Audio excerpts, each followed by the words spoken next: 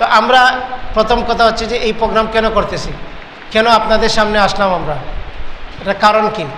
কারণটা হচ্ছে যে আমরা চাই যে প্রত্যেকটি মুসলিম যেন তার ব্যক্তিগত এই সমস্যাগুলার ফার্স্ট এইড, যেরকম আমরা ঘরে প্রাথমিক চিকিৎসা করি, তো প্রাথমিক চিকিৎসা এইটা সম্পর্কে যদি প্রাথমিক ধারণা থাকে, তাহলে যাতে প্রত্যেকটি পরিবার নিজেরা গড়ে উঠতে পারে এরকম করে যে তারা নিজেরা নিজেদের সমস্যার সমাধান প্রাথমিকভাবে করতে পারবে, এবং পাশাপাশি সে এমন একটা ধারণা পাবে যাতে সে ভবিষ্যতেও ফার্দার ট্রিটমেন্টের জন্য এমন জায়গায় গিয়ে ট্রিটমেন্ট নেবে যেখানে তার ইমানও রক্ষা হবে, তার সমস্যারও সমাধান হবে। বেশিরভাগ মানুষ এক্ষেত্রে কী হয়, ইমান হারিয়ে ফেলে। তো আমরা এই বিষয়ে নলেজটাকে স্প্রেড করতে চাই, নলেজকে ডেভেলপ করতে চাই, আর এই বিষয়ে মানুষের যে ভীতি আছে সেই ভীতিটা দূর করতে চাই। সাথে সাথে আমরা মানুষদেরকে এই প্রোগ্রামের মাধ্যমে সেলফ রুকিয়া, নিজে নিজে রুকিয়া করার জন্য, নিজের রুকিয়া নিজে করার জন্য তাকে এনকারেজ করি, কারণ কোরআন সুন্নাহ আমাদেরকে এই বিষয়ে এনকারেজ করছে, উৎসাহিত করছে যে কীভাবে আমরা নিজের প্রবলেমের সমস্যার সমাধান নিজে করতে পারি। আমাদের সমাজে কি হচ্ছে, সমস্যার সমাধানের জন্য আপনি কারো কাছে গেলে বলবে যে ওই খতম করান, ওই করান, মানে সে আপনাকে নিয়ে একটা বিজনেসের প্ল্যান করবে। আর রাসূল সাল্লাল্লাহু আলাইহি ওয়াসাল্লামের কাছে মানুষ সমস্যা নিয়ে গেছে, একজন গেছেন, এক সাহাবী এসে বলতেছেন, ইয়া রাসূলুল্লাহ, গতকালকে একটা পোকা আমাকে কামড় দিছে, আমি খুব কষ্ট পাইছি।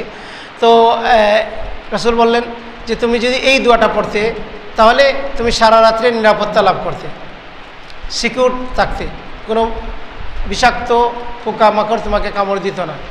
সেই দোয়াটা সন্ধ্যার দোয়ার মধ্যে আপনি হিজতুল মুসলিম সব বিভিন্ন মধ্যে পাবেন। আউযু বিকালিমাতিল্লাহি তাম্মাতি মিন আউযু বিকালিমাতিল্লাহি তাম্মাতি মিন শাররি মা খালাক, ছোট্ট একটি দোয়া। কিন্তু আমরা অনেকেই আমল, সকাল সন্ধ্যা অনেক আমল করি, কিন্তু এই সুন্নতি আমলটা সম্পর্কে নলেজ না থাকার কারণে অনেকেই করে না। এই যে রাসূল ইসলাম আমাদেরকে এনকারেজ করছে যে আমাদের সমস্যার আমরা সমাধান করব। ইসলাম হচ্ছে একটা ওয়ে অফ লাইফ, একটা জীবন ব্যবস্থা। ইসলাম কোনো ধর্ম না। ইসলাম শুধু সালাত, সিয়াম, হজ, যাকাতের কথা বলে না, ইসলাম জীবনের প্রত্যেকটা ক্ষেত্রের কথা বলে। ব্যবসাতে আপনি হালাল ব্যবসা করতে হবে, আপনি চিকিৎসা গেলে হালাল চিকিৎসা করতে হবে, আপনি জীবনের যে জায়গায় থাকেন না কেন ওই জায়গায় ইসলামের দিক নির্দেশনা আছে না নাই? আছে না? কি আপনারা মনে করেন, আপনার দুই একজন কথা বলতেছেন, বাকি সবাই কি মনে করেন যে ইসলাম হচ্ছে কমপ্লিট ওয়ে অফ লাইফ না, পূর্ণাঙ্গ জীবন ব্যবস্থা না? এটা যদি আকীদা বিশ্বাস থাকে তাহলে আকীদাটাকে আবার ঠিক করতে হবে। কেউ যদি মনে করে যে ইসলাম কিছু জায়গায়, কিছু কিছু ক্ষেত্রে ইসলাম আছে, সব জায়গায় ইসলাম নাই, তাহলে তাকে আবার ইসলামে কলিমা পড়ে তবে আবার নতুন করে ইসলামে আসতে হবে। প্রত্যেকটা জায়গায় ইসলামের দিক নির্দেশনা দেওয়া আছে। তো এই যে জিন, জাদু, বদনজর, এগুলোর ব্যাপারে ইসলামের দিক নির্দেশনা আছে কি, এগুলো সমস্যার কথা বলা হয়েছে, সমাধানের কথা বলা হয়েছে। সমাজে এটা নিয়ে মেল প্র্যাকটিস আছে, অপপ্রয়োগ আছে, ভুলভাবে এটার প্র্যাকটিস আছে, দুইভাবে আছে। একটা শিরকি কুফরি পদ্ধতিতে আছে, আর একটা রুকিয়া শরিয়ার নামে করতেছে অনেকে। রুকিয়ার নামে, যেহেতু রুকিয়া এখন ইন্টারনেট বিভিন্ন মাধ্যমে মানুষ সেই আকীদার দিকে আসতেছে, মানুষ এই জিনিসের সমস্যার সমাধান চাচ্ছে, তো এক শ্রেণীর মানুষ এইটাকে পুঁজি করে। যেহেতু আমরা 2 নম্বরই জাতি, আমরা জাতির রন্ধে রন্ধে মানে 2 নম্বরই ঢুকে গেছে, তো এই জায়গায় আসিয়া 2 নম্বরই অনেকেই শুরু করতেছে, বলতেছে আপনাকে 20টা সেশন করতে হবে, তো আমরা 50% ডিসকাউন্ট দিচ্ছি, এই টাকায় আপনি করতে পারবেন, চুপ কন্ট্যাক্ট করে নিচ্ছে। আজকেই একজন ফোন দিছে মাগরিবের সালাতের পরে যে আপনি কি কন্ট্যাক্টে আমাদের চিকিৎসা করবেন কিনা। আমি বললাম যে সমস্যার সমাধান করবে কে? তো ওই লোক ওই পাশ থেকে বলতেছে আল্লাহ। তো আমি বললাম কন্ট্যাক্টটা তো আল্লাহর সাথে করতে হবে, আমার সাথে না, কারণ আমি নিজেই অসুস্থ, আমার সুস্থতা কে দেবে? আল্লাহ তো এই যে আমি বলতেছি অসুস্থ, আপনি মনে করতে পারেন যে উনি চিকিৎসা নিয়ে কথা বলবে, উনি অসুস্থ। আল্লাহ তো রসুলকে বলছেন যে হে রসুল, আপনি জানিয়ে দেন যে কল্যাণ ও কল্যাণ আমার কাছে না, যদি থাকতো কোনো অকল্যাণ আমাকে স্পর্শ করতো না। উহুদে আমি মানে রক্তাক্ত হতাম না, তাইফে আমি রক্তাক্ত হতাম না, আমার 3টা বাচ্চা মারা যেত না, আমার স্ত্রীর উপরে তহমত আসতো না, আমাকে জাদুগ্রস্ত হইতে হতো না, আমাকে শয়তান এসে আক্রমণ করতো না। তাহলে কল্যাণ ও কল্যাণের মালিক হচ্ছেন আল্লাহ সুবহানাহু ওয়া তাআলা। তো এইটা বিশ্বাস রাখতে হবে আর সুন্নাহ অনুযায়ী চেষ্টা করতে হবে। তো মেল প্র্যাকটিস থেকে আমরা সচেতনতার জন্য কিছু কথা বলবো ইনশাআল্লাহ তাআলা। এই কথাই যে সুস্থতার মালিক আমরা না, আমরা চিকিৎসা দেই, কিন্তু সুস্থতার মালিক হচ্ছে আল্লাহ সুবহানাহু ওয়া তাআলা। আপনি আমরা রুকিয়া করে দিলাম, সমস্যা চলে গেল, রোগীর দিনে হালতের কোনো উন্নতি হলো না, আপনার সমস্যার কোনো দিনই হালতের কোনো উন্নতি হলো না। আপনি আসলেন না একজন হুজুরের কাছে, হুজুর জারফুক করে দিল, আপনি সুস্থ হয়ে গেলেন, তো আপনার দিনই অবস্থার কোনো উন্নতি হয়েছে? হয় নাই। আবার আক্রান্ত হইলেন, আবার চলে আসলেন কোনো হুজুরের কাছে, কোনো সেন্টারে বা আমাদের কাছে আসলেন, তারপরে মাইন্ড সেট আপ হলো যে প্রবলেম হইলে আমরা কোথায় দৌড় দেবো? হুজুরের কাছে। প্রবলেম হলে আমরা কোথায় দৌড় দেবো? রোকিয়া সেন্টারে। তাহলে কানেক্ট হওয়ার কথা ছিল আল্লাহর সাথে, কানেক্ট হইল কার সাথে? হুজুরের সাথে। কানেক্ট হইল সেন্টারের সাথে। তাহলে দিনই হালতের কোনো পরিবর্তন হইল? ওদের আছে নারায়ণ, মোদের আছে মানিক পীর, ওদের দুধকলার সাথে মিশিয়ে গিয়েছে মোদের ক্ষীর। তো ওদেরও যেরকম একটা জায়গা আছে, আমাদের একটা জায়গা হয়ে গেল। তো এই জন্য আমরা উদ্দেশ্য হচ্ছে যে আমরা এই ব্যাপারে আপনাদেরকে সচেতন করব। তো জিন, জাদু, বদনজর, এই রুকিয়ার প্রয়োজনীয়তা কি, এই বিষয়ে কথা বলবেন শায়েখ জাহিদ হাসান মাদানী। সংক্ষেপে ওনাকে কিছু বলার জন্য অনুরোধ জানাচ্ছি। ফালিয়াতাফাদ্দাল মাশকুরা।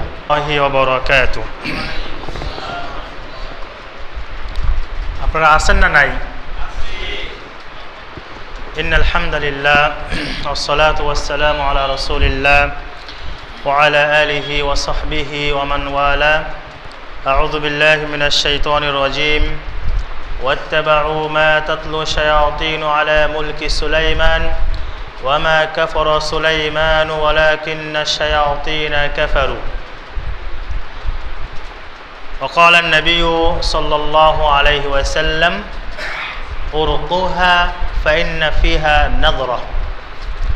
উপস্থিত ঐতিহ্যবাহী মসজিদ শুরুটলা মসজিদের সম্মানিত ইমাম সাহেব, কমিটিবৃন্দ, মুসল্লিবৃন্দ সহ আমাদের সিলেটের ঐতিহ্যবাহী সিলেটের, যাকে আমরা প্রাণপুরুষ বলি, এবং সিলেটের মাটিতে তাওহীদ বাস্তবায়নে যিনি সারা জীবনই সংগ্রাম করে গেলেন, আমাদের সকলের শ্রদ্ধাভাজন ব্যক্তিত্ব শায়েখ আব্দুল সবুর ভাই।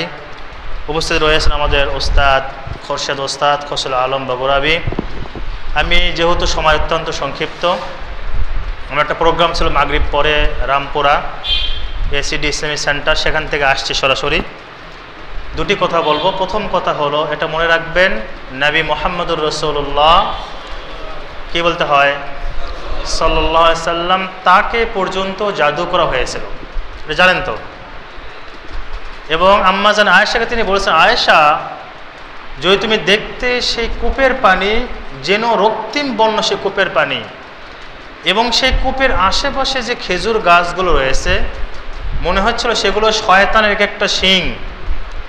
সেখানে গেলেন, গিয়ে তিনি জাদু উঠালেন এবং আল্লাহ রাসূলকে রাসূলের চুল এবং চেরুনি, ভাঙ্গা চেরুনি দিয়ে খেজুর গাছের আঁশ দিয়ে জাদু করা হয়েছিল।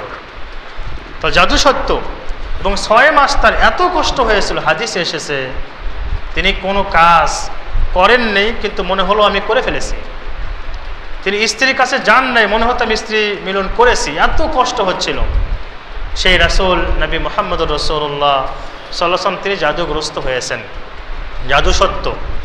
এবং আমাদের সূরা নাস এবং ফালাক যে আমরা পড়ি যে মিনাল জিন্নাতি ওয়ান নাস, শয়তান শুধু মানুষ নেই, শয়তান কারা?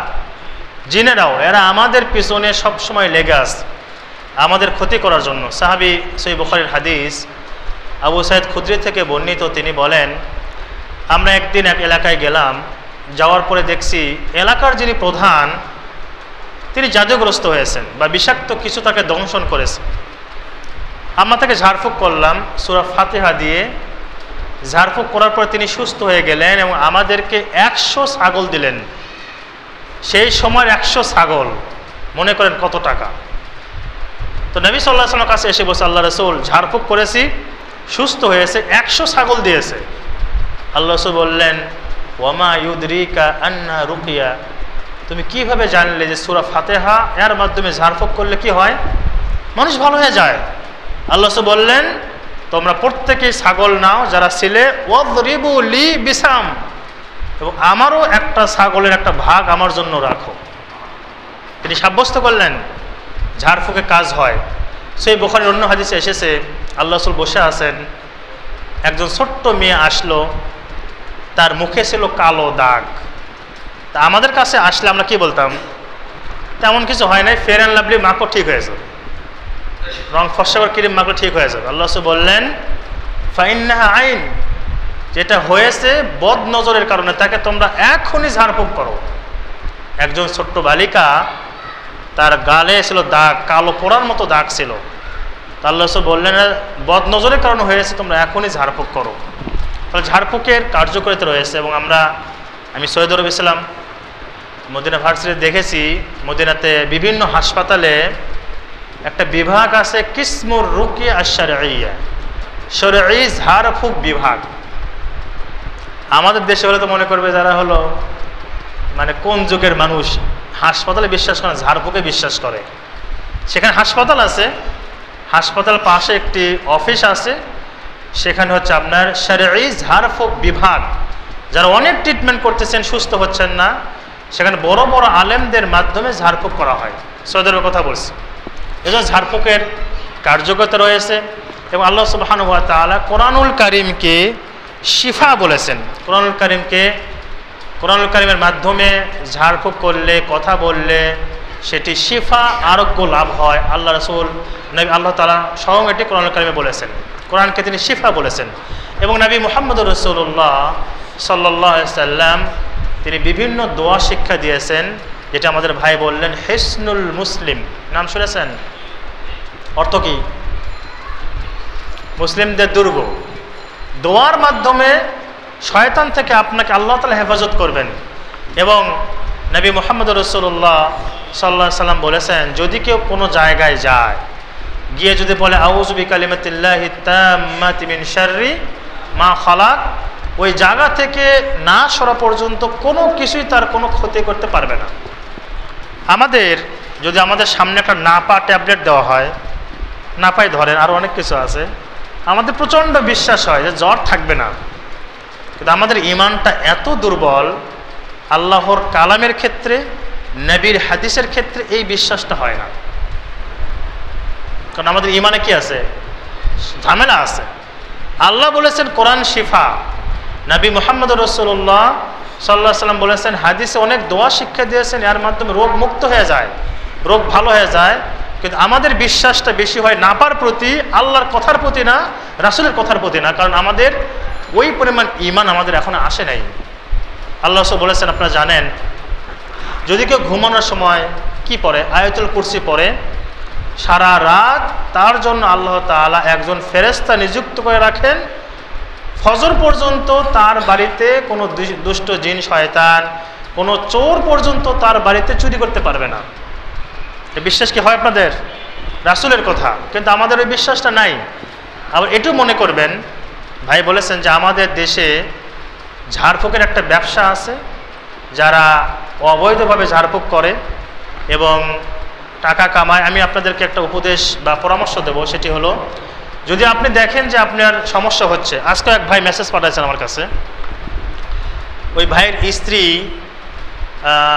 যখন ঘুমায় তখন একটা জিন আসে।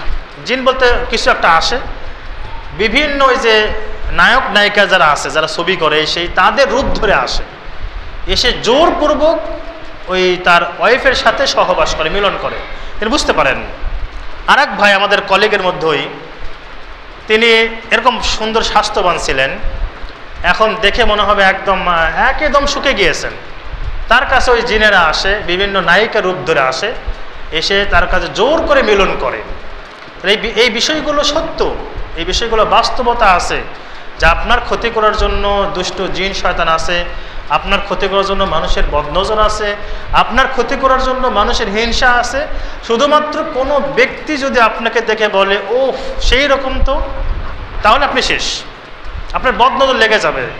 নবী মুহাম্মদুর রাসূলুল্লাহ সাল্লাল্লাহু আলাইহি সাল্লাম তিনি বসে আছেন, এক সাহাবাকে নিয়ে আসা হলো, বেহুশ হয়ে গিয়েছেন। তো বললেন কেন?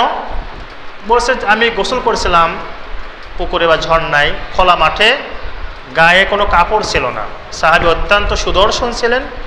তাকে দেখে অন্য আরেকজন সাহাবী, তিনিও সাহাবী, শুধু বলেছেন কত চমৎকার দেখতে তুমি, এতটুকু শব্দ বলেছেন। সাথে সাথে বেহুশ হয়ে গিয়েছে, মানে বদনজর লেগে গিয়েছে। আল্লাহ রাসূল বললেন তাকে ডাকো, তার পানি দিয়ে তাকে গোসল করাও, তারপর তিনি ভালো হলেন।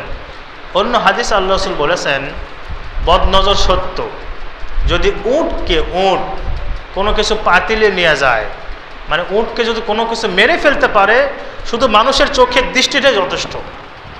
এজন্যই হিসনুল মুসলিম ভাই বলেছেন, আমরা বলবো যে সমস্ত ভাইরা এগুলোতে আক্রান্ত হয়, অনেকের সন্তান দেখবেন সারা রাত কান্না করে, বিশেষ করে শেষ রাতে কান্না করে, ঘুমাতে চায় না। আমরা কি করি, বড় বড় তাবিজ এখানে ঝুলাই দিই, এখানে একটা, এখানে একটা, এখানে একটা। এগুলো তো শয়তান তো এটাই চায়। আবার বলবে যে তাবিজ দিলে আর কান্নাকাটি করে না, তো তাবিজ দিলে তো কান্নাকাটি করবে না, কারণ কি, শয়তান সাকসেস, যে আমি যেটা চেয়েছিলাম তার চেয়ে বড় কিছু পেয়ে গিয়েছি। এজন্যই ঝাড়ফুঁক রয়েছে। নবী সাল্লাল্লাহু আলাইহি ওয়াসাল্লাম বলেছেন লা রুকিয়াতা ইল্লা মিন হুমাতিন আও আইনিন, ঝাড়ফুঁক তোমরা করো, কোনো কিছু বিষাক্ত কিছু দংশন করলে, বদনজর লাগলে তোমরা ঝাড়ফুঁক করো, তিনি করতে আদেশ করেছেন। এবং নবী মুহাম্মদুর রাসূলুল্লাহ কি বলবেন সাল্লাল্লাহু আলাইহি সাল্লাম, এই বৈঠকের ফায়দা যদি কিচ্ছু না হয়, এতটুকু হয় যে নবীর নাম শুনে আমরা কি বলছি, কমপক্ষে কয়টা রহমত বলেন তো, 10টা। তো রহমত যদি বেশি হয়ে থাকে তো চুপ থাকে, আর যদি রহমত প্রয়োজন হয় তো নবীর নাম শুনে কি বলতে হবে অন্তত সাল্লাল্লাহু আলাইহি সাল্লাম। তিনি নিজে নিজের ঝাড়ফুঁক করতেন। এমনকি তিনি যখন অসুস্থ হয়ে গেলেন, আম্মা জান আয়েশা রাদিয়াল্লাহু তাআলা আনহা, তিনি আল্লাহ রাসূলকে ঝাড়ফুঁক করে দিলেন এবং রাসূলের হাত দিয়ে পুরো তিনি শরীরকে মাসাহ করে দিলেন। নবী সাল্লাল্লাহু আলাইহি সাল্লামকে ঝাড়ফুঁক করেছেন জিবরাইল আলাইহিস সালাম। এগুলো কোরআন এবং হাদিস দ্বারা প্রমাণিত। এজন্য সমস্যা আসবে, আপনি ভয়ঙ্কর কিছু স্বপ্ন দেখতে পারেন, ভয়ঙ্কর কিছু আপনার সামনে আসতেও পারে, মুমিনকে ডিস্টার্ব করে, শয়তানকে ডিস্টার্ব করবে না। এবং দেখবেন একটা ভিডিও ভাইরালও হয়েছে, কোন দেশের মনে হয় খেলোয়াড়, রাশিয়া বা এরকম কিছু হবে, একটা মহিলা খেলোয়াড় খেলছে, দেখেছেন কি না, একটা মহিলা, হ্যাঁ সুচ দিয়ে, তাই না, একটা মহিলা একটা কার্টুনের মতো করে সুচ দিয়ে, সুই, ওই কার্টুনে যখন পুতুল আঘাত করছে, প্লেয়ার খেলা অবস্থায় সাথে সাথে তিনি বেহুশ হয়ে গেছেন। এগুলো বাস্তবতা রয়েছে। এবং আমাদের পিছনে শত্রু রয়েছে, প্রত্যেক মানুষের পিছনে শত্রু রয়েছে। এরকম যদি কিছু আপনার সম্মুখীন হন, কোরআন সুন্নাহ আপনাকে উৎসাহিত করে, আপনি ঝাড়ফুঁক করবেন, কোনো সমস্যা নেই। কি দিয়ে? আল্লাহর কথা দিয়ে এবং নবী মুহাম্মদুর রাসূলুল্লাহ সাল্লাল্লাহু আলাইহি ওয়াসাল্লামের হাদিস দিয়ে। এমন মনে করা যাবে না যে সমস্ত কবিরাজরা মানে সেকেন্ডে কাজ হয়ে যায়, একদিনেই ভালো হয়ে যায়, গেলেই ভালো হয়ে যায়। এগুলোর কাছে গেলে যারা শিরকিভাবে ঝাড়ফুঁক করে, তাদের কাছে গেলে সমস্যা বাড়বে, কমবে না। কারণ তারা আপনাকে নিয়ে ব্যবসা করবে। ভাই বলেছেন একটা জিনকে তাড়ায় দেবে, আরেকটা জিন আসবে, আরেকটা জিন আসবে। এবং আমি আমাদের মাদ্রাসারই ঘটনা বলছি বলে শেষ করব আলোচনা ইনশাআল্লাহ। নাম বলছি না, ছেলেটা আমাদের হেফজখানায় পড়ে। তো তার সাথে তার পারিবারিক কোন দ্বন্দ্বের কারণে 13টা জিন সেই ছেলের পেছনে লেলিয়ে দিয়েছে এবং অনবরত টানা 1 মাস শুধু বমি হয়েছে, বমি। তার বাবা অনেক ধনাঢ্য ব্যক্তি, তিনি চিকিৎসা করেছেন, সব পরীক্ষা হয়েছে, কোনো রোগ ধরা পড়ে না, শুধু বমি হয়। তারপরে ঝাড়ফুঁকের মাধ্যমে কিছুটা সুস্থ হয়েছে। বলা হয়েছে 13টা জিন তার পেছনে লেলিয়ে দিয়েছে, একটা পিঠা খাওয়ার মাধ্যমে সেটি হয়েছে। সংক্ষেপে বলছি। তো মানুষরা শত্রুতা করে, বিভিন্নভাবে আপনার ক্ষতি করে। আপনার ব্যবসায় দেখবেন, আমি খুতবা দিই, আপনারা জানেন, বাড়িধারায় খুতবা দেই, গুলশান বাড়িধারায় 3টা খুতবা ওখানে দেই। এক ভাই আসছেন, এত কান্না করেছেন। আমি একটা বিষয় আলোচনা করেছিলাম, ঈমান ভঙ্গের কারণ 10টি, তার মধ্যে একটি হলো জাদু করা। তো জাদু নিয়ে 2টা সপ্তাহ আলোচনা করেছি, 2 সপ্তাহ। এসে মুরব্বী মানুষ এত কান্না করছিলেন সবার সামনে, বলছে শায়েখ আমার কোটি কোটি টাকার ব্যবসা ছিল, আমার প্লট ছিল, এখন কিচ্ছু নাই, শুধুমাত্র জাদুর প্রভাবে। এগুলো বাস্তবতা রয়েছে। তা আপনার ব্যবসা যদি ক্ষতি হয়, আপনার সন্তান কথা শোনে না, রাত্রে কান্নাকাটি করে, আর অনেক কিছু করে, আপনার ভয় হয়, আরও কিছু হয়, তো আল্লাহ তাআলা আপনাকে অনুমতি দিয়েছেন ঝাড়ফুঁক করার জন্য। আপনার যতটুকু বিশ্বাস হবে নাপার প্রতি, যতটুকু বিশ্বাস হবে আরও অন্য ট্যাবলেটের প্রতি, তার চেয়ে বেশি বিশ্বাস একজন মুসলিম হিসেবে থাকা দরকার কোরআন ও সুন্নাহর প্রতি। বুঝেছেন কিনা? এবং সূরা নাস এবং ফালাক এটা নাজিল করা হয়েছে কি জন্য? এই শয়তানকে তাড়ানোর জন্য। শয়তানকে তাড়ানোর জন্য। এজন্য ঝাড়ফুঁক এটার কার্যকারিতা রয়েছে। ঝাড়ফুঁকে আমাদের বিশ্বাস করতে হবে, কারণ ঝাড়ফুঁক হচ্ছে আল্লাহর কথা দিয়ে অথবা কি দিয়ে, নাবির কথা দিয়ে, অন্য কিছু দিয়ে না। আর ঝাড়ফুঁক একটা শর্ত এটি যে ভাষায় ঝাড়ফুঁক করবেন সেটা বোধগম্য হতে হবে, বুঝতে হবে। যেভাবে দেখেছেন আমাদের এলাকায় বলে বাইদানি, নাম শুনেছেন? যারা বেদে পল্লীতে থাকে, কি বলে তাদেরকে? কি বলে? বাইদানি বলে না? এরাও ঝাড়ফুঁক করে। তো ও কি চায়না ভাষা বলে না ইংরেজি ভাষা বলে আপনি বুঝতেই পারবেন না। এটা ইসলাম নিষেধ করেছে না। কাজ হবে, কাজ হবে, কিন্তু এগুলো শিরকি পন্থা। এই জন্য কোরআন সুন্নাতে যারা ঝাড়ফুঁক করে তাদের থেকে ঝাড়ফুঁক নেবেন, তারা আপনার কোনো ক্ষতি করবে না। এবং কোরআন সুন্নাহ আপনাকে উৎসাহিত করে আল্লাহর বাণী দিয়ে এবং রাসূলের বাণী দিয়ে নিজের ঝাড়ফুঁক নিজে করা অথবা অন্যের কাছ থেকে যদি প্রয়োজন হয় নেওয়া। এটা কোরআন এবং সুন্নাহ আপনাকে উৎসাহিত করে এবং অনুমতি দেয়। যেভাবে নবী মুহাম্মদ রাসূলুল্লাহ সাল্লাল্লাহু আলাইহি সাল্লাম ওই বালিকাকে, ছোট্ট মেয়েকে বললেন, তুমি এখনই যাও, কে ঝাড়ফুঁক করে নাও, কারণ তোমার এখানে যে কালো দাগ দেখছি এটা হলো নজরের কারণে, বদ নজরের কারণে হয়েছে। আল্লাহ তাআলা আমাদের সকলকে যাবতীয় দুষ্ট জিন এবং শয়তান থেকে হেফাজত করুন। আল্লাহ তাআলা আমাদের সকলকেই কোরআন এবং সুন্নাহ মোতাবেক, কোরআনের আয়াত দিয়ে এবং নবী মুহাম্মদুর রাসূলুল্লাহ সাল্লাল্লাহু আলাইহি সাল্লামের হাদিস দিয়ে ঝাড়ফুঁক করার তৌফিক দান করুন। আল্লাহ তাআলা আমাদের সকলকে যাবতীয় বিপদ আপদ থেকে হেফাজত করুন। আপনারা যারা বসেছেন এই মুখগুলোকে রব্বুল আলামিন জান্নাতুল ফিরদাউসের জন্য কবুল ও মঞ্জুর করুন। আল্লাহ তাআলা আমাদের জীবনের সব গুনাহগুলো ক্ষমা করে দিন। আল্লাহ তাআলা আমাদেরকে সামনে থেকে, পিছন থেকে, ডানে বামে, উপরে নিচে সব দিক থেকে রব্বুল আলামিন হেফাজত করুন। আল্লাহুম্মা আমিন। আজকে যত সুন্দর আয়োজনের ব্যবস্থা করেছেন আল্লাহ তাআলা তাদেরকেও উত্তম বিনিময় দান করুন। আল্লাহুম্মা আমিন। পরিশেষে একটি আহ্বান করে শেষ করব, সেটি হলো যে কথাটা বলেছে আপনাদেরকে, সৌদি আরবের যে হাসপাতালগুলো আছে, মানে খুব উঁচু মানের হাসপাতাল, সেখানেও একটা বিভাগ আছে কিসমুর রুকিয়া আশ-শারঈয়া, অর্থাৎ ইসলামী ঝাড়ফুঁক। ইসলামী ঝাড়ফুঁক আমিও একবার গিয়েছিলাম ঝাড়ফুঁক করতে, মদিনার কথা বলছি। তো তারাই নিয়ে যায়, বিভিন্ন আলেমদেরকে ওই হাসপাতালে নিয়ে আসে ঝাড়ফুঁক করানোর জন্য। এই জন্য এটার কার্যকারিতা রয়েছে। যদি আপনি সমস্যা হয়, অনেক ভাই ওষুধ খান, অনেক কিছু হয়, সুস্থ হয় না, অসুখ অনেকে ধরাও পড়ে না, বিভিন্ন দ্বারা আক্রান্ত হন, অনেক কিছু সমস্যার সম্মুখীন হন। আপনার সামনে রয়েছে কোরআনুল কারীম, আপনার সামনে রয়েছে নবী মুহাম্মদুর রাসূলুল্লাহ সাল্লাল্লাহু আলাইহি ওয়াসাল্লামের হাদিস। আপনার চিন্তা কি? আপনি যদি না পারেন, যিনি পারেন তার কাছে যান, তার কাছে ঝাড়ফুঁক করে নেন শরীয়ত পন্থায়।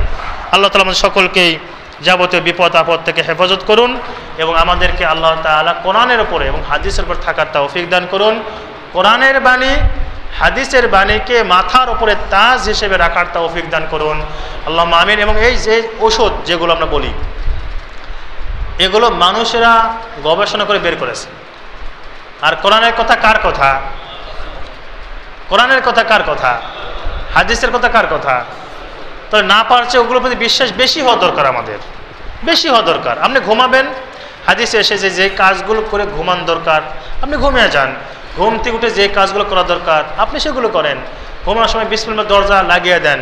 সব জায়গায় দোয়া, সব জায়গায় দোয়া। মসজিদে আসবেন দোয়া, বের হবেন দোয়া, ঘুম থেকে উঠবেন দোয়া, ঘুমাতে যাবেন দোয়া, নামাজের ভিতর দোয়া, নামাজ শেষ করে দোয়া। জিন শয়তান থেকে বাঁচতে চান, দুষ্ট মানুষের বদনজর থেকে বাঁচতে চান, দোয়া আছে, ঝাড়ফুঁক আছে, আপনি সেগুলো করেন। আল্লাহ তাআলা আমাদের সকলকেই সহি পন্থায় যাদের প্রয়োজন ঝাড়ফুঁক করার এবং ইসলামের উপর থাকার তৌফিক দান করুন। আল্লাহুম্মা আমিন। আকুলু কওলি হাযা আস্তাগফিরুল্লাহ লি ওয়া লাকুম ওয়া লিসাইরিল মুসলিমিন ফাস্তাগফিরু ইন্নাহু হুয়াল গফুরুর রহিম। আসসালামু আলাইকুম ওয়া রাহমাতুল্লাহি ওয়া বারাকাতুহু। আমাদের সম্মানিত আলেম উনি রুকিয়া সম্পর্কে একটা সাধারণ ধারণা দিয়েছেন।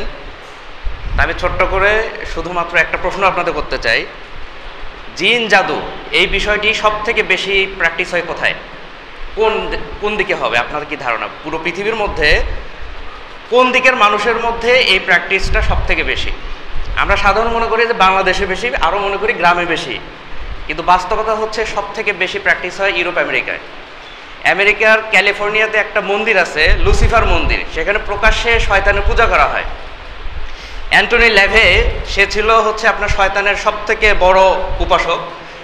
এরকম একটা সাইন আপনারা দেখছেন কখনো? এটা বলা হচ্ছে সাইন অফ হর্ন। এটা আবিষ্কারক সেই অ্যান্টনি ল্যাভে।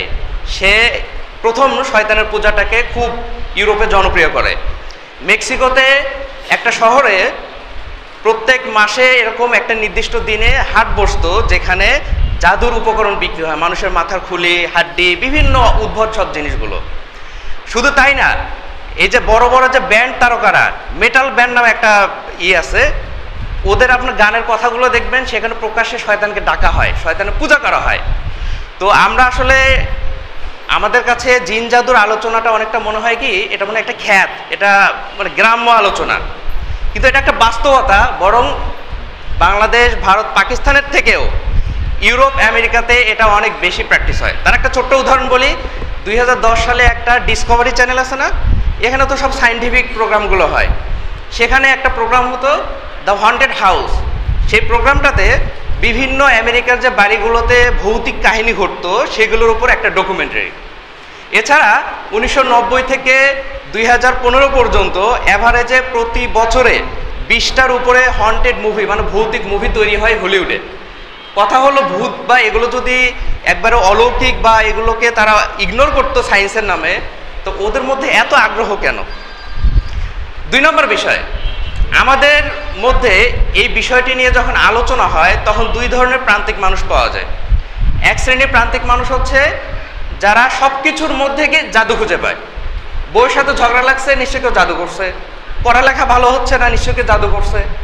আবার আরেক শ্রেণীর প্রান্তিক মানুষ আছে যারা আধুনিকতার নামে এই জাদুকে অস্বীকার করে বসে, অথচ জাদু একটা বাস্তবতা, এটা কোরআনের মধ্যে উল্লেখ করা হয়েছে, তাই না? তাহলে আপনি যদি জাদুকে অস্বীকার করেন এটাও একটা সমস্যা, জাদুকে আপনি যদি একেবারে সব কিছুর সাথে জড়িয়ে ফেলেন এটা তো সমস্যা। আমাদের অবস্থান কি হবে? মধ্যম পন্থা। আমরা জাদুর বাস্তবতাকে যেমন স্বীকার করব, ঠিক একইভাবে কোরআন সুন্নাহর সঠিক পদ্ধতিতে এটাকে আমরা ডিল করব। 3 নম্বর পয়েন্ট হলো, আমি ছোট্ট একটা ঘটনা বলি। ধানমন্ডিতে একবার একটা মহিলা আমাকে ফোন দিয়েছে, তার জিনের সমস্যা। তো উনি একজন কবিরাজের কাছে গেছেন, তো সে তাকে বলছে এটাকে বোতলে বন্দি করা হবে। তো বোতলে বন্দি করার জন্য 2000 টাকা লাগবে। তো ঠিক আছে, উনি 2000 টাকা দিয়েছেন, বোতলে বন্দি করা হয়েছে। 2 দিন সে একটু ভালো ছিল, এরপর আবার সমস্যাটা ব্যাক করছে। তো ওনার কাছে যাওয়ার পর সে বললো কি যে এটা আসলে ওই জিনটা না, ওটাকে তো আমরা বোতল ভরে ফেলছি, এটা ওর এক ভাই আসছে বা আত্মীয় স্বজন অন্য কেউ আসছে। এভাবে করে এখন পর্যন্ত সেই মহিলা 50টা জিন বোতলে ভরছে, কিন্তু তার সমস্যা দূর হয়নি। চিন্তা করেন। তারপর সেকেন্ড একটা ঘটনা, একটা বোন, উনি যখন কলেজে পড়েন তো ওনার এক বান্ধবী এসে বলছে কি যে আমার সাথে একটু চলো, আমি একটা কবিরাজের কাছে যাবো। কি জন্য? যে ও নাকি একটা ছেলেকে পছন্দ করে, তাকে আকৃষ্ট করে জাদু করবে। তো ওই মেয়েটা, উনি শুধু সঙ্গ দেওয়ার জন্য সেই মেয়ে তার বান্ধবীর সাথে গেছে।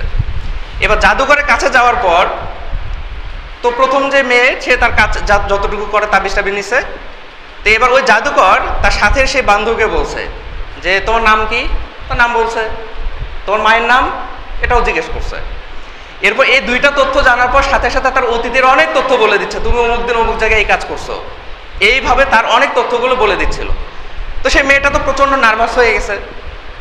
তো এক পর্যায়ে সে মেয়েটাকে ওই জাদুকর বলছে যে তুমি একটা কাজ করো, আমি তোমাকে একটা খাবার দিচ্ছি, তোমার অন্তরটা কলুষিত, তুমি যদি খাবারটা খাও তোমার অন্তরটা বিশুদ্ধ হয়ে যাবে। এ কথা বলে তাকে মধু জাতীয় কিছু একটা হাতের মধ্যে দেওয়া হয়েছে। তো মেয়েটা এই যে এটা খেয়ে ফেলছে, ওই দিন থেকে আসলে সে জিনে আক্রান্ত হয়ে গেছে। ওই জাদুকর আসলে তার শরীরের মধ্যে জিনকে চালান দিয়েছে। এবং পরবর্তীতে এই মহিলা আমাকে যেদিন নক দিয়েছে তখন তার বয়স 30-এর উপরে, এখনও তার বিয়ে হয় নাই, এবং ঘটনাটা তার কমপক্ষে 15 বছর আগের। এই 15 বছরে সে এত বেশি জিনের সমস্যায় ভুক্তভোগী, তার লাইফটাকে একদম জাহান্নাম বানিয়ে ফেলেছে। এখন আপনি দেখেন যে এই মেয়েটার আসলে দোষটা কোথায়? সে তো গেছে শুধুমাত্র তার বান্ধবীকে সঙ্গ দেওয়ার জন্য, তাই না? তার সমস্যাটা যেটা ছিল সে আসলে জানতো না। আসলে জাদুঘরের কাছে যাওয়াই তো আমাদের জন্য নিষেধাজ্ঞা আছে। হাদিসের মধ্যে বলা হয়েছে কেউ যদি কোনো জাদুঘরের কাছে শুধু এজন্য যায় যে দেখি সে কি বলে, এ আগ্রহ নিয়ে গেলে আগামী 40 দিনের তার নামাজের সব সে পাবে না। চিন্তা করেন। আর যদি আপনি সে জাদুঘরের কথায় একই না নেন, তার কথা মতো কাজ করেন, আপনার ঈমান থাকবে না। এবং নাওয়াকিদুল ঈমানের যে 10টি বিষয়, যে 10টি কারণে মানুষের ঈমান নষ্ট হয়ে যায়, তার মধ্যে একটি হচ্ছে জাদু। এবং প্রত্যেক ফিকের কিতাবে বাবার রিদ্দা নামক যে চ্যাপ্টার আছে সেখানে এগুলো নিয়ে আলোচনা আছে।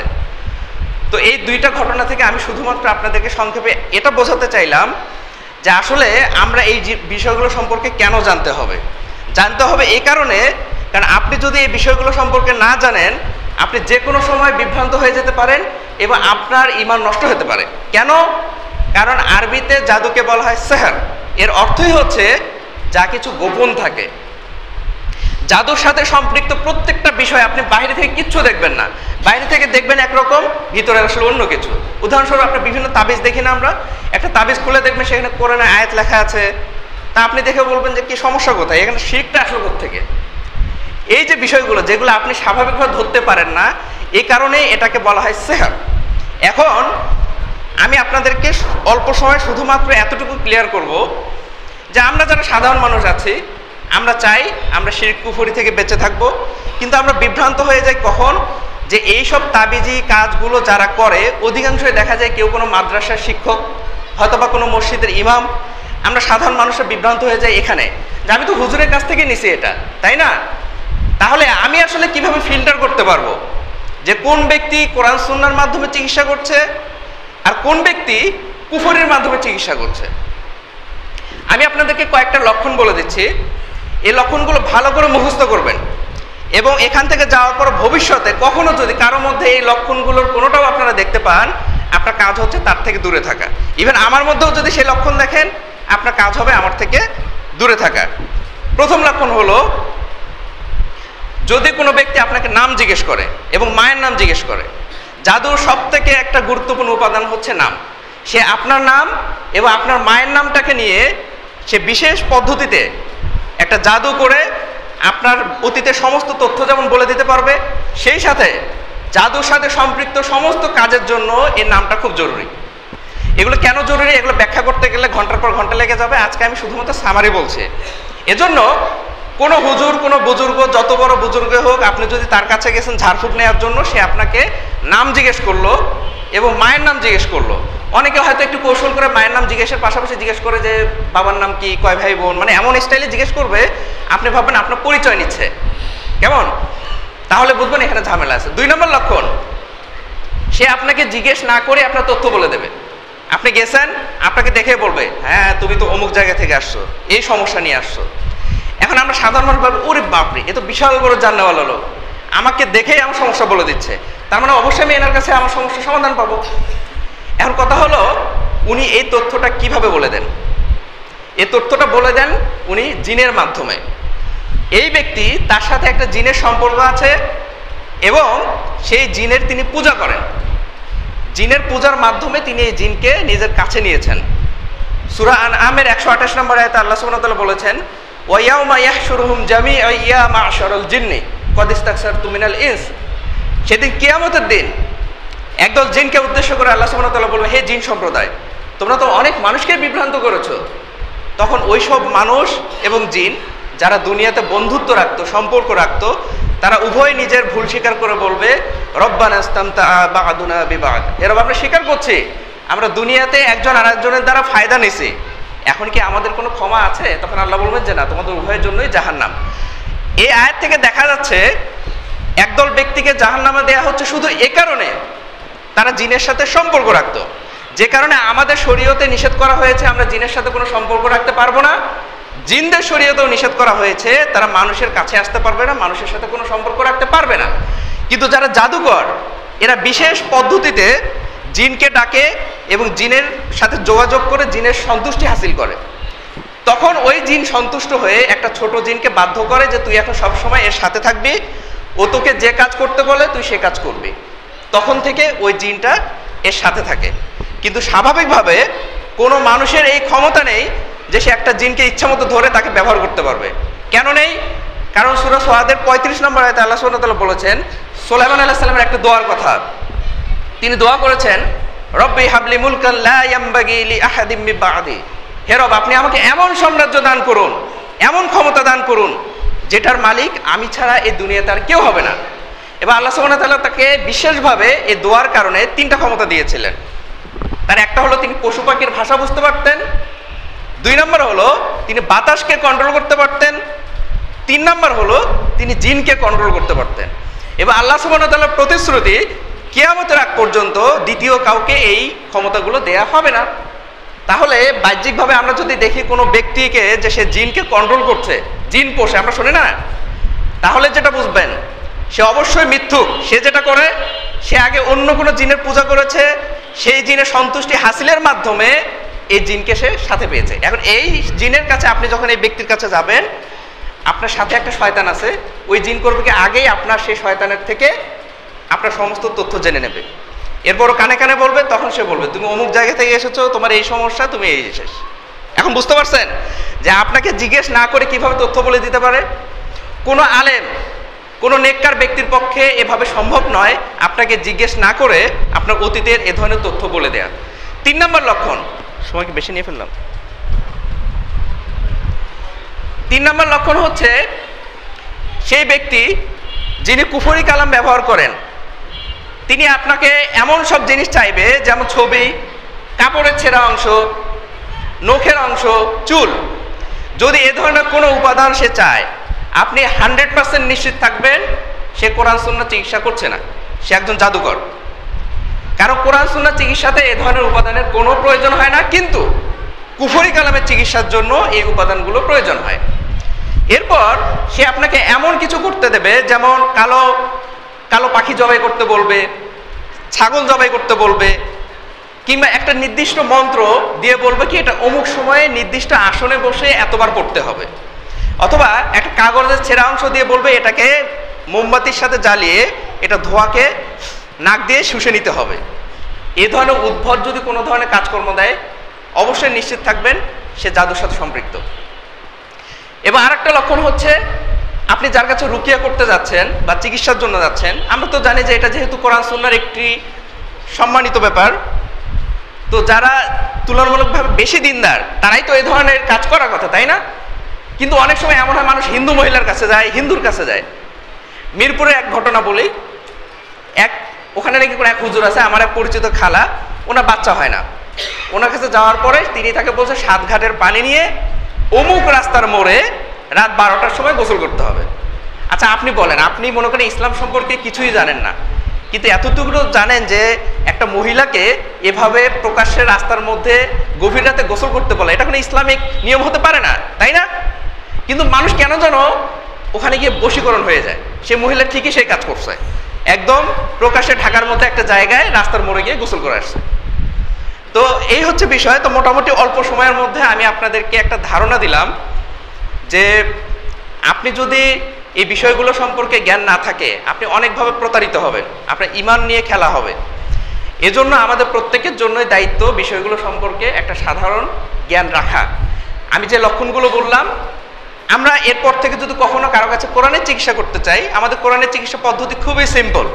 আপনাকে শুধুমাত্র সামনে বসিয়ে রেখে জোরে জোরে কোরআনের থেকে বিভিন্ন আয়াত তেলাওয়াত করা হবে, অথবা মাসনুন কোনো দোয়া পড়ে ঝাড়ফুঁক করা হবে, এবং যেগুলো তেলাওয়াত করা হবে, যেগুলো পড়া হবে, সেগুলো জোরে জোরে পড়া হবে, আপনি স্পষ্ট শুনতে পারবেন, কোনো গোপনীয়তা নাই। অনেক সময় অনেক হুজুর আছে, কি পড়লেন জিজ্ঞেস করলে বলে না, কেন? এটা তো কোনো গোপন বিদ্যা না, এটা তো আমরা চাই সবাই নিজে নিজে প্র্যাকটিস করুক, তাই না? তো এই জন্য কোরআনের চিকিৎসা যারা করবে তাদের মধ্যে আপনি কোনো গোপনীয়তা পাবেন না, তারা বরং চায় সবাই নিজে থেকে আগ্রহী হয়ে এই আমলগুলো করুক। তো যতটুকু আলোচনা শুনলাম, আল্লাহ সুবহানাহু ওয়া তাআলা আমাদেরকে তার উপর আমল করার তৌফিক দান করুক। সুবহানাকা আল্লাহুম্মা আশহাদু আল্লা ইলাহা ইল্লা আনতা আস্তাগফিরুকা ওয়া আতুবু ইলাইক। আর ছোট্ট করে আমার একটা পরিচয় বলে, আমি কিন্তু পুরান ঢাকারই ছেলে, আমার বাসা লালবাগে, আমি আরমান্ডিটো গভর্নমেন্ট হাই স্কুল থেকে পড়ালেখা করেছি, এবং আমার ইউনিভার্সিটি ছিল কুয়েট, খুলনা প্রকৌশল বিশ্ববিদ্যালয়। তো এখন আমি লালবাগে থেকে, আমার অফিস মোহাম্মদপুরে। আসসালামু আলাইকুম। যে বিষয়গুলো নিয়ে আমরা আলোচনা করতে আসছি, যেহেতু আলহামদুলিল্লাহ আমি ছোট্ট করে আগে নিজের পরিচয়টাকে একটু দিয়ে দেই। আমি হচ্ছে জুবাইর বিন হাফিজ, আমি হিজামা রুকিয়া ফাউন্ডেশন উত্তরা এখানে রাকি এবং হাজ্জাম হিসেবে কর্মরত আছি। আর আমার পড়াশোনার ব্যাকগ্রাউন্ড হচ্ছে, আমি তামিল মিল্লাত কামিল মাদ্রাসা থেকে কামিল শেষ করেছি আলহামদুলিল্লাহ, এবং আলহামদুলিল্লাহ হাফিজে কোরআন। আপনারা সবাই আমার জন্য, আমাদের প্রতিষ্ঠান হিজামা রুকিয়া ফাউন্ডেশনের জন্য দোয়া করবেন, যেন আমরা মানুষকে সহি দ্বীনের পথে এবং সহিভাবে যেন কোরআন সুন্নাহর যেই রুকিয়া শারঈয়া বিষয়ে এই আমল, এই বিষয়গুলো, এইগুলো যেন মানুষের কাছে প্রচার এবং প্রসার করতে পারি, এবং মানুষকে খিদমতের জন্য আমরা যথাযথ চেষ্টা করতে পারি, সেই তৌফিক আমাদেরকে আল্লাহ সুবহানাহু ওয়া তাআলা দান করুন। তো সম্মানিত শায়েখবৃন্দ, ওনারা মোটামুটি আলোচনা যথাযথ করে ফেলেছেন, আমি আসলে ওইভাবে আর তেমন কিছু বলার নাই। তো জিন জাদু বা বদনজর এই যদি আমরা একদম রুট থেকে যদি আমরা এই বিষয়গুলো নিয়ে একটু করতে চাই, যে রুকিয়া আমাদের সমাজে দুই ধরনের রুকিয়া আমরা দেখতে পাই। একটা হচ্ছে রুকিয়া শারঈয়া এবং রুকিয়া শিরকিয়া। রুকিয়া শারঈয়া এগুলো তো আমরা এতক্ষণ আলোচনার মাধ্যমে বুঝলাম, যেটা হচ্ছে শরঈ পদ্ধতিতে কোরআন হাদিস মেনে যে রুকিয়াটা করা হয়। রুকিয়া অর্থ হচ্ছে ঝাড়ফুঁক করা, বাংলাতে যদি সোজাসাপটা বলতে চাই ঝাড়ফুঁক করা। রুকিয়া শারঈয়া শরঈ পদ্ধতিতে যে রুকিয়াটা করা হয় এটাকে বলা হয় রুকিয়া শারঈয়া। আর রুকিয়া শিরকিয়া যেটা বলা হয় সেটাকে বলা হচ্ছে যেটা হচ্ছে তন্ত্রমন্ত্রের মাধ্যমে বা বিভিন্ন কুফরি কাজ, বিভিন্ন শিরকি এলিমেন্টসের মাধ্যমে যে ট্রিটমেন্টটা দেওয়া হয় আমাদের সমাজে প্রচলিত, এইগুলোকে বলা হয় রুকিয়া শিরকিয়া। তো রুকিয়া কোন সমস্যার জন্য আমরা আসলে রুকিয়াটা করব? রুকিয়া শারঈয়ার প্রধান উদ্দেশ্যটা কি? রুকিয়া শারঈয়া মূলত হচ্ছে যেই তিন ধরনের মূলত সমস্যা, যে সমস্যাগুলোর জন্য রুকিয়া শারঈয়াটা আমাদের প্রয়োজন। এটা হচ্ছে প্যারানরমাল সমস্যাগুলোকে যদি আমরা স্টেজ অনুযায়ী ভাগ করতে চাই, মূলত তিন ধরনের সমস্যা। এটা হচ্ছে জিন জাদু বা বদনজর, এক কথায় যদি বলা যায়। এছাড়াও আপনি শারীরিক মানসিক বিভিন্ন সমস্যার জন্যই রাসূল সাল্লাল্লাহু আলাইহি ওয়াসাল্লাম আমাদেরকে রুকিয়া শারঈয়া দ্বারা আমাদেরকে উপকৃত হওয়ার আমাদেরকে উপদেশ দিয়েছেন বা নসিহত করে গিয়েছেন। তো এই রুকিয়া শারঈয়ার যেটা আমরা বলতেছিলাম যে রুকিয়া শারঈয়ার এটার উদ্দেশ্যটা কি? এটার উদ্দেশ্যটা হচ্ছে একজন মানুষ যখন জিন জাদু বা বদনজর এই তিন ধরনের সমস্যার যে কোনো একটা সমস্যার মধ্যে আক্রান্ত হয়, তখন তার মধ্যে যেই প্রধান যে সমস্যাটা হয়, তিনি আল্লাহ সুবহানাহু ওয়া তাআলা থেকে ডিটাচড হতে থাকেন, দূরত্ব তৈরি হয় তার মধ্যে। তো রুকিয়া শারঈয়ার প্রধান উদ্দেশ্যটাই হচ্ছে এই মানুষকে আল্লাহ সুবহানাহু ওয়া তাআলার দিকে কীভাবে নিয়ে আসা যায়। কারণ আপনার উপর যদি রবের রহমত না থাকে, আপনি তো আসলেই কোনো ক্ষেত্রেই আপনি আসলে ফায়দা পাবেন না। তো এই রুকিয়া শারঈয়ার প্রধান উদ্দেশ্যটাই হয়ে থাকে যে মানুষকে কিভাবে আবার তার আমলের জায়গাতে ফিরিয়ে আনা যায়, আল্লাহ সুবহানাহু ওয়া তাআলার সাথে একটা স্ট্রং বন্ডিং তৈরি করা যায়, এটার ব্যাপারে একটা প্রচেষ্টা চালানো। তো এটা হচ্ছে রুকিয়া শারঈয়া। আর রুকিয়া শারঈয়ার যেই তিনটা স্টেজ বললাম, জিন জাদু বা বদনজর। জিনের ইস্যুগুলো তো আমরা মোটামুটি সবাই কম বেশি জানি। জিন রিলেটেড ইস্যুটা, জিন হচ্ছে আল্লাহ সুবহানাহু ওয়া তাআলার একটা সৃষ্টির মধ্যে একটা সৃষ্টি। যেমনকি আল্লাহ সুবহানাহু ওয়া তাআলা মানুষকে সৃষ্টি করেছেন, বিভিন্ন প্রাণীকুল এবং মালাক এবং জিন জাতি, এটা একটা জাতি। এটার ব্যাপার এটাতে আল্লাহ সুবহানাহু ওয়া তাআলা সূরাতুল জিনের মধ্যে একটা জিন নামে একটা সূরা নাজিল করেছেন, এখানের মধ্যে কিছু বর্ণনা আছে। এবং জিন জাতির একটা ওদের একটা আলাদা জগতই আছে। আল্লাহ সুবহানাহু ওয়া তাআলা তাদের জন্য একটা আলাদা জগৎ, আলাদা ওইভাবেই এনভায়রনমেন্ট তৈরি করে রেখেছেন। তো তাদের আমাদের মতো খাবার দাবারের প্রয়োজন হয়, তাদের একটা নির্দিষ্ট আয়ুষ্কাল থাকে, তাদেরও বিবাহ, তাদের বংশ পরম্পরা সব কিছুই আছে এক্স্যাক্টলি যেমন আমাদের মানুষ সমাজে আছে। তাদের মধ্যে বিভিন্ন ধর্মের ভেদাভেদ সব কিছুই আছে। তো একটা জিন যখন, আর জিনদের মধ্যে কোন জিনরা আসলে আমাদের মানুষের মধ্যে এসে বিভিন্ন ধরনের এই ক্ষতিকর কাজগুলো করে থাকে। তো আল্লাহ সুবহানাহু ওয়া তাআলা এই জিন জাতিকে যেমন সৃষ্টি করেছেন, তাদের জন্য করণীয় কাজগুলো করে দেন। যেমন আল্লাহ সুবহানাহু ওয়া তাআলা বলেছেন, ওমা খালাকতুল জিন্না ওয়াল ইনসা ইল্লা লিয়াবুদুন, যে আমি মানুষ এবং জিন জাতিকে একমাত্র আমার ইবাদতের জন্যই সৃষ্টি করেছি। তো মূল উদ্দেশ্য হচ্ছে আল্লাহ সুবহানাহু ওয়া তাআলার ইবাদত করা। কিন্তু আমাদের মানুষ সমাজের মধ্যে যেমন কিছু খারাপ মানুষ আছে, তারা আল্লাহর ইবাদত থেকে ভুলে গিয়ে তারা বিভিন্ন ধরনের নাফরমানিমূলক কাজে কর্মে লিপ্ত থাকে। ঠিক জিন জাতির মধ্যেও তাদেরকে আল্লাহ সুবহানাহু ওয়া তাআলা যে নির্ধারিত কর্মের জন্য সৃষ্টি করেছেন, তারা সেই কর্ম থেকে দূরে সরে গিয়ে মানুষকে বিভিন্ন ধরনের ক্ষতিকর কাজের মধ্যে লিপ্ত হয়ে থাকে। তো একটা মানুষকে জিন পজেসড হওয়ার মোটামুটি তিন থেকে চার ধরনের একটা থাকে। তো এর মধ্যে একটা হচ্ছে আউট অফ রিভেঞ্জ, যে মানুষের উপর প্রতিহিংসা বশত একটা জিন মানুষকে পজেসড করতে পারে। যে আপনি হয়তো আপনার অজ্ঞাত বশত কোনো কারণে একটা জিনকে ক্ষতি করেছেন, সেই রিভেঞ্জ, সেই প্রতিশোধ নেওয়ার জন্য জিন আপনাকে আক্রান্ত করতে পারে, আপনার উপর সওয়ার হতে পারে। এটা হলো একটা জিন আসর হওয়ার একটা কারণ। আর একটা হচ্ছে যে আউট অফ লাভ, যে একজন মানুষকে যেমন ভালোবাসে, একজন পুরুষ নারীকে ভালোবাসে, নারী ঠিক তেমনি একটা জিন, আমাদের একটা পুরুষ জিন একজন মহিলা মানুষকে ভালোবাসার সুযোগ আল্লাহ তাদেরকে দিয়েছেন। তো তারা এটার অপব্যবহার করে। এটা তো তাদের জন্য কোনোভাবে অধিকার দেওয়া হয়নি, একজন মানুষের উপর তাদের অনধিকার, তারা এটাকে অনধিকারভাবে তারা এই কাজটা করার চেষ্টা করে যে একজন মানুষ, তাদের জন্য তাদের দুনিয়াতে জিনদের জন্য স্ত্রীলিঙ্গ আছে, কিন্তু তারা মানুষ সমাজে এসে মানুষদেরকে এই জায়গাগুলোতে হ্যারাসমেন্ট করার চেষ্টা করে। তো এই যেটা বললাম আউট অফ লাভ থেকে। আরেকটা হচ্ছে যে কোনো জাদুকর অনেক সময় দেখা যায় জিনকে লেলিয়ে দেয় একজন মানুষের পিছনে, যে এইকে যেমনটা শামসাল রিফাত ভাই কিছুক্ষণ আগে বলে গেলেন, জাদুকররা তাদের জিনকে নিয়োগ করে দেয়। এটার পিছনে তাদের অনেক কিছু হাকিকত আছে, তারা কি কারণে করে দেয়, এটা তাদের মধ্যে একটা আমাদের যেটা বলা যায় অনুপস্থিত একটা ডিলিং হয়, যেটা মনে করেন আমরা তো আমাদের সামনে যেটা দেখি একটা মঞ্চ নাটক, যে আপনার সামনে বলা হচ্ছে যে এই বোতলের মধ্যে একটা জিন শয়তানকে, আসলে জিন শয়তানকে আমরা কিভাবে দেখব, এই তৌফিক তো আল্লাহ সুবহানাহু ওয়া তাআলা আমাদেরকে দেন নাই। আল্লাহ সুবহানাহু ওয়া তাআলা পবিত্র কোরআনে বলে দিয়েছেন বিসমিল্লাহির রহমানির রহিম, ইন্নাহু ইয়ারাকুম হুয়া ওয়া কাবিলুহু মিন হাইসু লা তারাউনাহুম, যে তারা তাদের সঙ্গী সাথীরা তোমাদেরকে দেখে, তোমরা তাদেরকে দেখার কোনো সুযোগ আল্লাহ সুবহানাহু ওয়া তাআলা তাদেরকে দেন নাই, আমাদেরকে দেন নাই। তাহলে আমাদেরকে যেখানে তাদেরকে দেখার সুযোগই দেওয়া হয় নাই, একজন কবিরাজ আপনাকে বলতেছে আমি এইখানে একটা বোতলের মধ্যে একটা জিনকে ভরে দিলাম, তার চোখে তো একটা কোনো জাদুর চশমা দিয়ে দেওয়া হয় না যে সে জিনকে দেখতেছে, আপনি জিনকে দেখতেছেন না, আপনি দেখতেছেন খালি বোতল, জাদুকর দেখতেছে এখানে একটা জিন, না এরকম কিছুই না। এটা আমাদেরকে বোকা বানানো হচ্ছে, আমাদেরকে জাস্ট স্পষ্ট বোকা বানানো হচ্ছে যে এটা হ্যাঁ তারা জিনদের মাধ্যমে কিছু কাজ কারবার করে থাকে, তারা জিনদেরকে অনেক ফায়দা দিয়ে থাকে। যেমনটা আমরা শুনেছিলাম যে সূরাতুল আনআমে আল্লাহ বলেছেন ওয়ায়াউমা ইয়াহশুরুহুম জামিআ, এই আয়াতটার মধ্যে শয়তানরা মানুষ শয়তান যারা কবিরাজ বা তান্ত্রিক, তারা জিনদেরকে বিভিন্ন ধরনের ফায়দাটা কি দেয়, তারা জিনদের পূজা করে। সামনে এসে দেখতেছেন আপনি একদম আমাদের মতোই একজন লেবাসধারী, অনেক লম্বা লম্বা দাড়ি, অনেক বড় জুব্বা, কিন্তু তিনি পর্দার আড়ালে কি করতেছেন এটা আমরা জানি না। তো এই অজ্ঞাত জায়গা থেকেই তিনি দেখা যাচ্ছে যে জিনকে ভোগ দিচ্ছেন, জিনের হয়ে অনেক কিছু করে দিচ্ছেন, জিনকে খুশি করার জন্য অনেক কিছু করতেছেন। যেখানে একটা বনী ইসরায়েলের রেওয়ায়েতে আছে যে একটা মাছিকে, একটা শয়তানকে খুশি করার জন্য একটা মাছিকেও মারার কোনো হয় নাই, সুযোগ দেওয়া হয়নি, একটা মাছিকেও মারা যাবে না। তো সেখানে একটা শয়তানকে খুশি করার জন্য কোনো কিছু করার, একটা জিন যদি এসে আপনাকে, অনেক সময় আমাদের কাছে অনেক পেশেন্ট আসে যে এসে বলতেছে যে আমাকে যে জিনটা করে সেই জিনটা ভালো, সে আমাকে বলে যে 5 ওয়াক্ত সালাত আদায় করতে, আমি ঠিকভাবে পর্দা করি না, আমাকে পর্দা করতে বলে। তো আমি বললাম যে বোন আপনাকে সে নেক্সট সুরাতে সে শয়তানি সেই ধোকাটাই দিচ্ছে, যে আসলে সে তো তার উদ্দেশ্যটা হলো আরও সুদূর প্রসারী। আপনার কাছে মনে হচ্ছে যে সে আপনাকে ভালো, কিন্তু এই যে কর্মগুলো আপনি করতেছেন এটা হচ্ছে এক একটা টোপ। যেমনটা আমরা বড়শি দিয়ে মাছ শিকার করার ক্ষেত্রে আমরা বিভিন্ন টোপ দিই, ঠিক তেমনিভাবে আপনাকে টোপ দিচ্ছে, একটা সময় আপনাকে সে শিরকে লিপ্ত করবে। যেমনটা আমরা তাফসির ইবনে কাসির মধ্যে বাছিরার ঘটনাটা জানি, অনেকের কাছে অবগত এই ঘটনা, দীর্ঘ ঘটনা, এটা আলাপ করার এখন ওইভাবে সময় হবে না। তো এরকমভাবে শয়তান আমাদেরকে টোপ দিতে থাকে, এক পর্যায়ে সে আমাদেরকে চূড়ান্ত বিভ্রান্তির জায়গাতে নিয়ে যায়।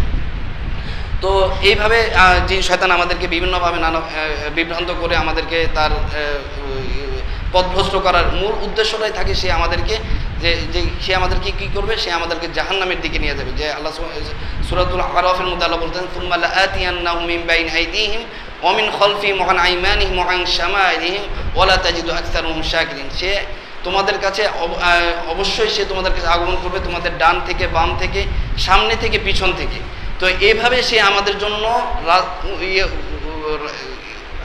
ট্র্যাপ করে বসে আছে। তো সব দিক থেকে সে আমাদের জন্য ফাঁদ পেতে বসে আছে। আমরা যদি এখন তার ফন্দি ফিকিরগুলো বুঝতে না পারি তাহলে কিন্তু আমরা খুব সহজেই তার ফাঁদে ধরা পড়ে যাবো। এই কারণে আমাদেরকে খুব সতর্ক সাবধান থাকা উচিত, আমাদের নিজেদের কর্মের ব্যাপারে আমাদেরকে সচেতন থাকা উচিত। আমি কি করছি, যেমনটা আব্দুল্লাহ জাহাঙ্গীর রাহিমাহুল্লাহ তিনি আমাদেরকে সবসময় নসিহত করতেন যে বিষয়গুলো নিয়ে, যে আপনি যখন বাজারে যান একটা মাছ কিনতে, মাছটাকে আপনি টিপে দেখেন যে মাছটা কি আসলে পচা নাকি এটা আসলে ভালো মাছ। এই দুনিয়াবি এই সামান্য বিষয়টাকে আপনি এইভাবে জাজ করে নিচ্ছেন, কিন্তু আখিরাতের একটা বিষয় আপনাকে একজন এসে বলতেছে এটা করলে কোরআনের বিষয়, এটা কোরআনী তদবির, বা এইটা করলে আপনি জান্নাত পেয়ে যাবেন, আপনি কেন এটার ব্যাপারে তো গাফিল হয়ে আছেন? আপনাকে অবশ্যই এই বিষয়গুলোতে আরও জ্ঞান হাসিল করার বিকল্প আর কিছুই নাই। আপনাকে এগুলোর ব্যাপারে আরও স্টাডি করা লাগবে, কোরআন হাদিসের আলেমদের সাথে সম্পৃক্ততা বজায় রাখা লাগবে, তাহলে আপনি এগুলোর বিষয়। তো আর দুই একটা যে বিষয়গুলো একটু ছুটে গিয়েছে আমি এগুলো একটু করে দিই। বদনজরের সাথে কিছু সম্পৃক্ততা আমি বলবো। বদনজরের যেই বদনজর আসলে আমরা যেটা জানি যে বদনজর তো কমনলি আমরা সবাই জানি, বদনজর আসলে দুইটা ইয়া থেকে আমাদেরকে বদনজর ইয়া করতে পারে। একটা হচ্ছে যে আপনাকে হিংসুকের বদনজর তো আমরা সকলেই বুঝি, এটা মানুষের হিংসা থেকেও হতে পারে, জিনের হিংসা থেকেও হতে পারে এই বদনজরটা। কিন্তু আরেকটা বদনজর আছে যেটা আমাদেরকে অনেক বেশি আক্রান্ত করে, কিন্তু আমরা এই বদনজরের ব্যাপারে খুবই গাফেল। সেটা হচ্ছে নিজের আপনজনদের ব্যাপারে বদনজরটা। যেমনটা সন্তান তার বাবা মায়ের দ্বারা বদনজরে আক্রান্ত হতে পারে, স্বামী তার স্ত্রী দ্বারা বদনজরে আক্রান্ত হতে পারে, ভাই বোনদের দ্বারা বদনজরে আক্রান্ত হতে পারে। তো এটা কখন হয়? যখন আল্লাহ একজন মানুষের উপর আল্লাহ সুবহানাহু ওয়া তাআলার কোনো নিয়ামতের ব্যাপারে আপনি দেখলেন, একটা যেমন মনে করেন আপনি আপনার সন্তানের একটা আল্লাহ সুবহানাহু ওয়া তাআলা দেয়া একটা নিয়ামতকে দেখলেন পুলকিতের দৃষ্টিতে, কিন্তু তখন যেটা করণীয় ছিল আল্লাহ সুবহানাহু ওয়া তাআলা যেটা কোরআনে বলেছেন সূরা ইব্রাহিমের মধ্যে, লাইন শাকারতুম লাযীদান্নাকুম ওয়া লাইন কাফারতুম ইন্না আযাবি লাশাদীদ, যদি তোমরা শুকরিয়া জ্ঞাপন করো আমি অবশ্যই আমার নিয়ামতকে আরও বাড়িয়ে দিব। ওয়া লাইন কাফারতুম, আর যদি তোমরা অকৃতজ্ঞ হও, ইন্না আযাবি লাশাদীদ, নিশ্চয়ই আমার আযাব অত্যন্ত কঠিন। তো আমরা যখন এই যে আল্লাহর নিয়ামতটাকে দেখতেছি, আল্লাহর নিয়ামতটার স্মরণ করতেছি, কিন্তু আল্লাহর শুকরিয়াকে আমরা ভুলে গেলাম, শয়তান আমাদেরকে হয়তো ভুলিয়ে দিল, অথবা আমরা গাফিলতের কারণে ভুলে গেলাম, ঠিক তখনই বদনজর আমাদেরকে আক্রান্ত করতে পারে। তার মানে আমরা যখনই ভালো কিছু দেখব, নিজের হোক পরের, নিজের কোনো কিছু দেখলে আমরা বলতে হবে মাশা আল্লাহ, অপরের কিছু দেখতে বলতে হবে বারাকাল্লাহ, তাবারাকাল্লাহ, আল্লাহুম্মা বারিক ফিক, এই জাতীয় দোয়াগুলো না আরবিতে না পারলে অ্যাটলিস্ট বাংলাতে আমরা বলার চেষ্টা করব ইনশাআল্লাহ। তখন আমরা এই দোয়াগুলো পড়লে ইনশাআল্লাহ তখন বদনজরে আক্রান্ত হব না। আরেকটা বিষয় ছিল যে তাবিজ এবং তাবিজের বিষয়টা। তাবিজটা আমাদের সমাজে বহুল প্রচলিত। তাবিজ আসলে তাবিজ এই নামটা আসলে একটু পথভ্রষ্ট হয়ে গেছে। তাবিজ জিনিসটা ইসলামে বৈধ, তাবিজ জিনিসটা কোরআন হাদিস দ্বারা এটা প্রমাণিত, এটার দ্বারা আমাদের হেফাজতের জন্য আমল করা অত্যন্ত জরুরি। কিন্তু আমরা তাবিজ কি এটাই আমরা আসলে ভুলে গেছি। আমাদের সমাজে যেটা আমাদেরকে তাবিজ হিসেবে পরিচিত করে দেওয়া হচ্ছে এটা হচ্ছে তামিমা, যেটা হাদিসের বলা হয়েছে মান আল্লাকা তামিমাতান ফাকাদ আশরাকা, যে কোনো কিছু লটকালো সে শিরক করলো। তার মানে আমরা যেটা প্রোটেকশনের জন্য যেটা আমাদের গলায় ঝুলাচ্ছি, ঘরে ঝুলাচ্ছি, বাসের নিচে স্যান্ডেল আকারে ঝুলাচ্ছি, গাছের মাথায় ঝাড়ু আকারে ঝুলাচ্ছি, এই প্রত্যেকটা, এবং বাচ্চাদের কোমরে টিপ আকারে ঝুলাচ্ছি, বাচ্চাদের বদনজর লাগবে না। এবং এখন যেটা অনেক অ্যারিস্টোক্রেট ফ্যামিলিগুলোতে আমাদের যাওয়া হয়, সেক্ষেত্রে দেখি যে তুরস্ক থেকে আমদানি হয় কিছু জিনিস, এই যে একটা চোখের মতো করে, চোখের মধ্যমণির মতো করে এটা ঘরে ঝুলিয়ে দেওয়া হয়, তো এটা হলো বদনজর থেকে প্রোটেক্টেড করবে। এই জাতীয় যে বিষয়গুলো, এগুলো সবগুলো হচ্ছে তামিমার অংশ, যেটা রাসূল সাল্লাল্লাহু আলাইহি ওয়াসাল্লাম স্পষ্টভাবে বলে দিয়েছেন শিরক। কখনো এটা ছোট শিরক, কখনো এটা বড় শিরক হতে পারে। তার মানে তাবিজ তো আসলে তাবিজ ছিল না, এটা ছিল তামিমা। তো ওই জিনিসটা সম্পূর্ণ হারাম, এবং এটা দেওয়ার কোনো স্কোপই নাই ইসলামে, এটার কোনো স্কোপ। অনেকে বলে যে কোরআন দিয়ে লিখে দিলে তাবিজ বা এটা জায়েজ। আমরা বলি যে আল্লাহ সুবহানাহু ওয়া তাআলা তো এই জিনিসটাকে আপনাকে গলায় ঝুলিয়ে রাখার জন্য নাজিল করেন নাই। এই পবিত্র মহাগ্রন্থ আল কোরআনকে আল্লাহ সুবহানাহু ওয়া তাআলা এটাকে আপনাকে পড়তে হবে, অধ্যয়ন করে তাদাব্বুর অর্জন করতে হবে। আপনি এটা একটা গাইড বুক, আপনি এই থেকে যদি প্রয়োজনীয় রসদ গ্রহণ করতে না পারেন, আপনি কিভাবে জীবনে চলবেন? আপনি যদি এটাকে ঘরে ঝুলায় রাখেন, অনেকে ক্যালিগ্রাফি, আমরা এবং মহাক্কিক আলেমদের যেটা মতামত, ক্যালিগ্রাফি আকারে এভাবে কোরআনটাকে আপনি ঘর সজ্জিত করার উদ্দেশ্য কোরআনটাকে ঝুলিয়ে রাখা জায়েজ না। যদি না আপনার উদ্দেশ্য নিয়তটা থাকা উচিত যে এই কোরআনটা দেখলে আমার কোরআনটা স্মরণে আসবে এবং এই কোরআনটা পড়ার প্রতি আমার আগ্রহ জন্মাবে, তাহলে আপনি এটা ঝুলিয়ে রাখতে পারেন। আদারওয়াইজ আপনি শুধুমাত্র সৌন্দর্য বর্ধনের জন্য এভাবে কোরআন ঝুলিয়ে রাখাটা উচিত না। ঠিক তেমনিভাবে অন্যান্য যে বিষয়গুলো বললাম, এই বিষয়গুলো আমাদেরকে মাথায় রাখা উচিত। তারপর দিয়ে আরেকটা যে বিষয়টা আমরা করেছি, ঘর বন্ধ করার যে আমলটা আমাদের সমাজে বহুল প্রচলিত একটা জিনিস, আমাদের কাছে যেটা সহজে আসে যে ঘর বন্ধ করা যায় কিভাবে, যে আমার ঘরের সমস্যা, আমার ঘর, যেখানে রাসূল সাল্লাল্লাহু আলাইহি ওয়াসাল্লাম যেটা আমাদেরকে তরিকা শিখিয়ে দিয়েছেন যে ঘর বন্ধ করতে হবে, ঘর বন্ধ করা অবশ্যই জায়েজ, এবং এটা সুন্নতি তরিকা আছে। সুন্নতি তরিকা কি? আপনার ঘরটাকে একটা ইসলামিক অ্যাটমসফিয়ার আপনাকে দিতে হবে, এনভায়রনমেন্ট আপনাকে দিতে হবে ঘরের ক্ষেত্রে, ঠিক আছে? এর বাইরে আপনি ঘরকে বন্ধ করার কোনো সুযোগ নেই। ঘরের মধ্যে প্যারাক পুঁতে, ঘরের চারপাশে রশি টাঙ্গিয়ে, বা ঘরের চার কোণা দিয়ে চারটা প্যারাক, আরও অন্যান্য যে হাবিজাবি যে বিষয়গুলো আমাদের সমাজে প্রচলিত আছে, এর প্রত্যেকটা জিনিসও হচ্ছে শিরকি কুফরির সাথে লিপ্ত। তো এইগুলোর কোনো সুযোগ, আজকে আসলে সময় খুবই স্বল্প, এই কারণে আমাদের খুব র্যাপিডলি আমাদেরকে শেষ করে দিতে হবে। তো আপনারা আরও ইনফরমেশনের জন্য আমাদের সাথে যোগাযোগ করলে ইনশাআল্লাহ আমরা চেষ্টা করবো বিস্তারিত ইনফরমেশনগুলো দেওয়ার। তো এইভাবে ঘর বন্ধ করার কোনো সুন্নতি তরিকা নয়। সুন্নতি তরিকা হচ্ছে আপনাকে নিজেকে কোরআনের উপর আমল চর্চা করতে হবে, নিয়মিত সূরা বাকারা তেলাওয়াত করার অভ্যস্ততা তৈরি করতে হবে, ঘরের ক্ষেত্রে যেই প্রত্যেকটা কাজের ক্ষেত্রে রাসূল সাল্লাল্লাহু আলাইহি ওয়াসাল্লাম যে আমলগুলো দোয়ার প্রচলনগুলো করে দিয়েছেন, ওয়াশরুমে যাওয়ার ক্ষেত্রে দোয়া, ওয়াশরুম থেকে বের হওয়ার ক্ষেত্রে দোয়া, খাওয়ার আগে দোয়া, স্ত্রী সহবাসের ক্ষেত্রে দোয়া, ঘরে প্রবেশ, ঘর থেকে বাহির, প্রত্যেকটা কাজে কর্মে ঘরের দরজা জানালাগুলো বন্ধ করে দিবেন, বিসমিল্লাহ বলে বন্ধ করে দিতে হবে। এই প্রত্যেকটা কাজে কর্মের ক্ষেত্রে যে দোয়াগুলো, এই দোয়াগুলো হচ্ছে আপনার ঘরকে শিল্ড করে দিবে, আপনাকে ঘরকে প্রোটেক্ট করে দিবে। এর বাইরে আর কোনো ঘর বন্ধ করার আর কোনো তরিকা নেই। এর বাইরে যেগুলো করা হচ্ছে এগুলো সবগুলো হচ্ছে শিরকি কুফরি, এটা আপনাকে সহজে বুঝে নিতে হবে। তো সময় খুবই স্বল্প, আলোচনা দীর্ঘায়িত করার কোনো সুযোগ নেই আজকে। তো আপনারা আমাদের জন্য দোয়া করবেন যেন আমরা আমাদের শায়েখ মোহাম্মদ আব্দুল সবুর চৌধুরী, ওনার জন্য দোয়া করবেন। উনি শারীরিকভাবে কিছুটা অসুস্থ, উনি যেন সুস্থতা লাভ করেন দ্রুত, শাফা উল্লাহ। আর আমরা যেন আমাদের হিজামা রুকিয়ার মাধ্যমে মানুষকে উত্তম খেদমত দিতে পারি। আপনারা আসবেন যে কোনো প্রয়োজনীয় পরামর্শের জন্য, আমরা ইনশাআল্লাহ আপনাদেরকে প্রয়োজনীয় পরামর্শ দিয়ে খেদমত করার চেষ্টা করব। সুবহানাকা আল্লাহুম্মা ওয়া বিহামদিকা আশহাদু আল্লা ইলাহা ইল্লা আনতা আস্তাগফিরুকা ওয়া আতুবু ইলাইক।